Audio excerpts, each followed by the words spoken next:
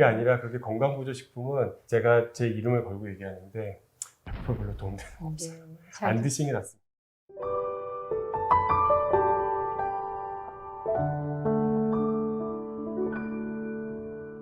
그럼 이번에는 폐 수술에 대해서 조금 더 알아보려고 하는데요. 신장암도 이제 뭐 개복, 복강경, 로봇 이렇게 조금 다양한 수술 방법이 있는데 폐 수술도 좀 여러 가지 방법들이 있을까요? 일단은 똑같이 마찬가지로 개복 대신에 개요. 가슴을 개요. 열어서 수술한 뭐 있고 흉곽경 있고 이제 로봇 수술 다 있고 네. 다 진행을 하고 있습니다.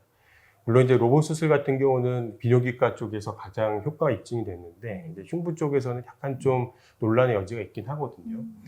근데 일단은 저희가 이제 폐 수술하는 종류가 상당히 많기 때문에 뭐 다 설명을 드릴 수는 없지만 이제 신장암 환자가 이제 폐 수술을 받게 되는 경우 생각을 해보면 신장암 환자들은 아까 이제 조직 검사를 해서 전이가 있다고 이제 판단이 되게 되면 그 다음에 아마 주치 선생님이 확인을 했으니까 뭐 항암제를 쓸지 뭐 이제 그런 걸 결정하실 거예요. 근데 치료적인 이유로 제거를 해달라고 얘기하는 경우들도 있고 만약에 이런 조직 검사를 했는데도 암이 안 나와서 이게 뭔지 확인을 하기 위해서 진단적 목적으로 수술하게 되는 경우들이 있는데 이런 경우는 거의 다 이제 쇠기절제술이라고 해서 그 폐에 덩어리 결절이 있으면은 결절을 포함해서 아주 일부만 이렇게 쐐기 모양으로 자르는 수술을 하게 되거든요. 요즘은 수술이 많이 좋아져서 개용하는 경우는 그렇게 많지는 않고 대부분 이제 흉곽경 수술을 하게 되고 물론 쇠기절제술이나 이런 거를 로봇으로 할 수도 있는데 로봇이 가장 문제가 촉각을 느낄 수가 없어요 수술할 때. 근데 우리가 결절이 어디 있는지를 CT 보고 위치상 확인을 하기도 하지만 손으로 만져서 그 위치를 확인해야 되는데 로봇 수술할 때는 그렇게 확인하기가 어려워서 대부분 요즘은 흉곽경으로 수술을 하고 있고 환자분들도 흉곽경 수술을 받으실 거예요. 네, 교수님 그럼 쇠기절제술은 어떻게 이루어지는지 궁금한데요. 동영상을 보여드리면 저게 이제 왼쪽 폐고 크게 이제 위쪽 폐를 제가 잡고 있는 거거든요. 이렇게 옆이 나눠지는데 저 옆을 다 떼는 거를 폐엽절제술이라고 그러고 저는 저기 혹이 조그만 게 결절이 있어서 저것만 떼려고 일단은 위치를 확인하려고 이렇게 잡아봤던 거고 그 다음에 저렇게 스테이플러라는 기계를 넣어서 이렇게 자르게 돼요. 그러니까 제가 왼손으로 잡고 들어 올리고 저렇게 이제 기계로 쫙 자르게 되면 폐가 이렇게 절단이 되거든요. 절단이 됐죠. 그럼 저 남은 부분도 또 기계를 넣어갖고 자르게 되는데 잘리고 나면 모양이 뭐 일자 모양인 경우도 있지만 쐐기 모양으로 이렇게 된다 그래요. 쐐기절제술이라고 얘기를 하고 폐를 어떻게 자르냐고 이제 물어보시는 분들이 많은데 저런 식으로 쐐기절제술은 기계로 이렇게 자르는 거예요.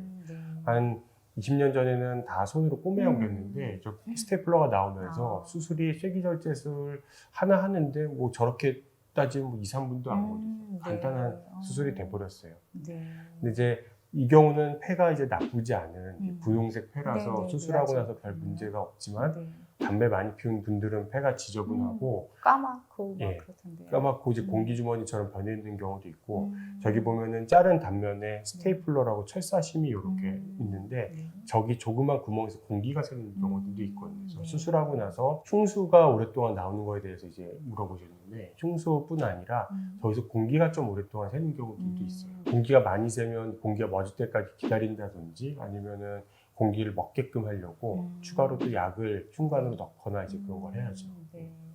뭐 가래 많고 이런 분들이 막 도라지가 좋다 막 이런 얘기들이 있는데 혹시 뭐 폐에 좋은 음식이 있을까요? 암환자분들이 항상 그 건기식에 관심이 많다 보니 그런 거 많이 물어보실 것 같은데요. 제가 이제 건기식 얘기 나오면 이제 늘 하는 얘기가 뭐냐면 아주 냉정하게 얘기를 해서 냉정하게 얘기를 해서 뭐 저는 그런 일을 하는 사람은 아니지만 세상을 움직이는 가장 큰 힘은 뭐라고 생각하세요? 자본 아닙니까? 자본인데 정말 도라지에 좋은 게 있으면 제가 회사에서 약을 만들어서 그 시장이 얼마나 크겠어요. 만들어서 이미 약국에서 팝니다. 그게 아니라 그렇게 건강보조식품은 제가 제 이름을 걸고 얘기하는데 앞으로 별로 도움되는 거 없어요. 안 드시는 게 낫습니다. 잘 들으셨죠? 네, 알겠습니다. 원발 폐암이랑 그다음에 이제 전이가 돼서 이제 폐에 폐전이가 생겼을 때 그 어떤 조직들이 육안으로 보거나 뭐 이렇게 좀 만졌을 때 좀 다른가요?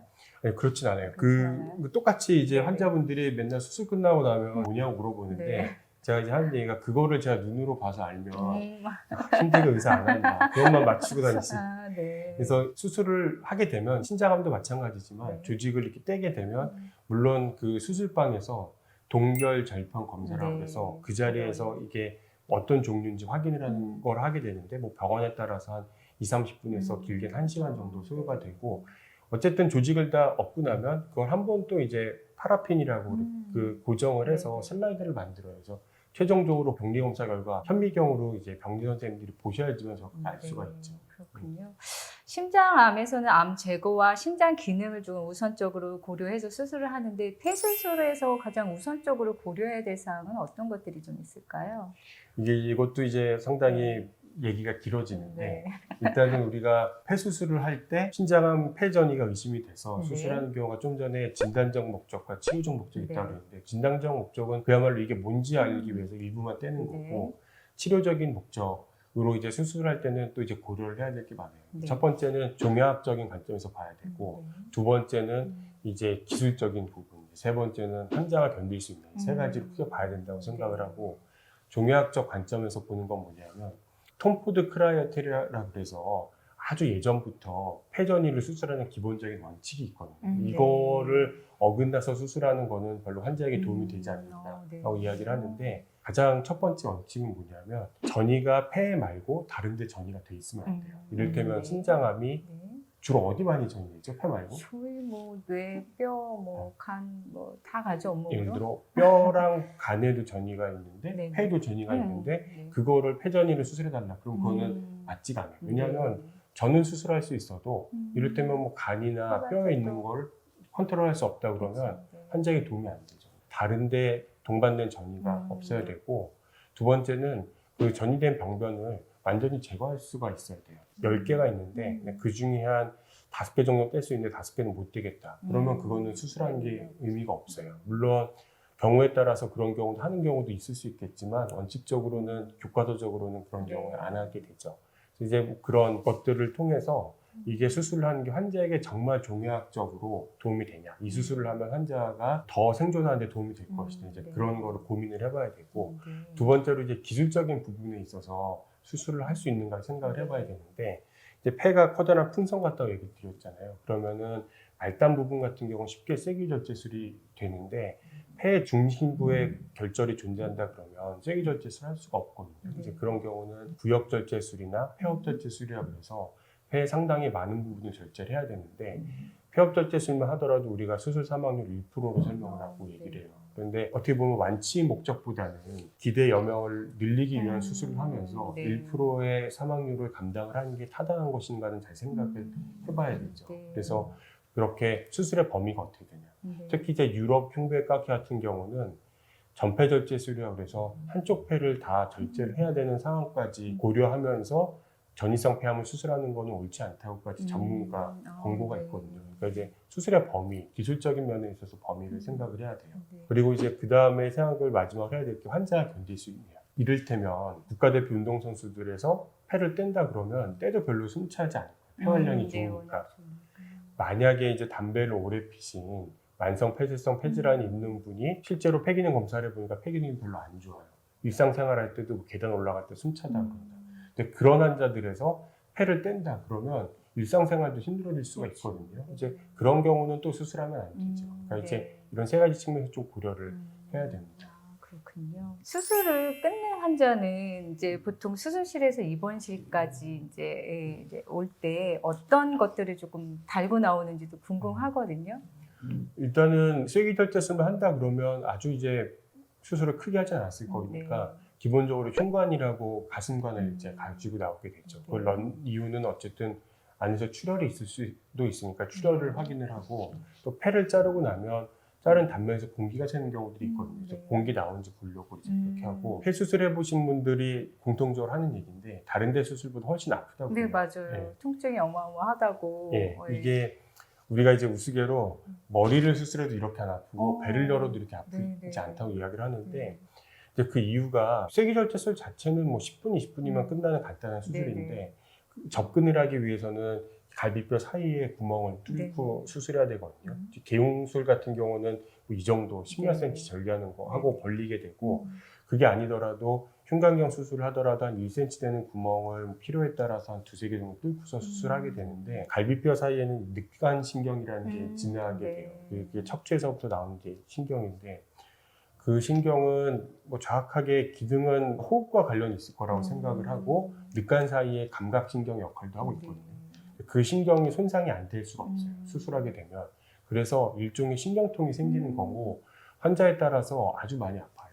그런데 이제 이를테면 머리 수술한다고 그래도 머리 두개골 뼈를 떼내고 수술한다고 그래도 피부에 있는 이 피부신경만 좀 손상이 되는 거고 배 같은 경우도 배에 있는 피부신경만 다치는 거기 때문에 이렇게 아파하지 않거든요. 그래서 우리가 뭐 흉부외과 의사들이 다 놓고 얘기하는데 가장 모든 수술에 거쳐서 가장 아픈 수술이다. 네, 맞아요. 쐐기절제술 하고 나면 아플 거기 때문에 병원마다 조금씩 다르겠지만 그 PCA라고 자가 조절 통증 장치를 가지고 나올 겁니다. 그거를 정맥에 연결할 수도 있고 아니면 수술부에 연결하고 나오는 병원도 있을 거고 병원마다 조금씩 다를 텐데 크게 흉관이랑 그런 이제 통증 조절 장치 그 두 개를 크게 달고 나올 거예요. 네. 간혹 신장암 이제 수술하시고 폐수술은 사실 이제 간단한 거라고 생각하시고서는 이제 수술하셨다가 통증이 너무 크니까 이게 뭔가 잘못된 게 아닌가 막 이런 생각을 많이 하셨는데 그런 이유로 통증이 굉장히 심하군요. 아마 제가 이해하기로는 신장암 수술하는 것보다 폐수술하는 게 사망률도 더 높을 거예요. 실제로 설명을 할 때도. 네. 수술 후 뭐 환자에게 나타날 수 있는 뭐 어떤 증상들이나 좀 부작용 같은 것들은 어떤 게 있을까요? 가장 큰 문제는 통증이죠. 통증이고 통증이 있다 보면 환자들이 숨을 크게 안 쉬게 되다 보니까 그것 때문에 아까 얘기했던 뭐 무기폐 같은 게 생길 수도 있고 폐렴 같은 게 생길 수도 있어요. 그런 게 가장 문제가 될 수가 있고 폐혈절제술 정도까지 하는 게 아닌 그냥 일반적인 쐐기절제술 한 경우는 크게 폐 기능이 많이 또 줄어든 건 아니니까 일상생활에 지장이 가거나 이제 그런 문제는 안 생기는 거예요. 네. 간혹 흉수가 이제 차는 분들이 계신데 이 흉수는 왜 차는 거고 어떻게 이제 또 치료를 해야 되는지도 궁금하거든요. 흉수는 이제 가슴 안에 이제 물이 차는 건데 원래 우리 몸에 하루에 한 2리터 정도 생겼다가 흡수가 되고 이제 그러거든요. 그게 있는 이유는 폐가 예를 들어 1분에 한 15번 정도 숨을 쉰다 그러면 풍선이 펴졌다 줄어들었다 이제 이렇게 할 때 마찰이 일어나지 말라고 약간 윤활유의 역할처럼 몸 안에 있는 건데 수술하고 나서 그게 좀 많이 나오는 경우가 있을 수가 있어요.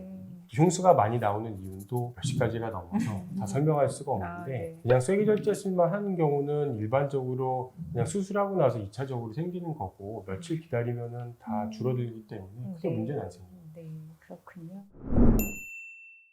수술 후 환자가 이제 퇴원할 때 혹시 이제 처방받는 약들이 있을까요? 일반적으로 진통제 정도만 가지고 가고 항생제도 요즘은 별로 잘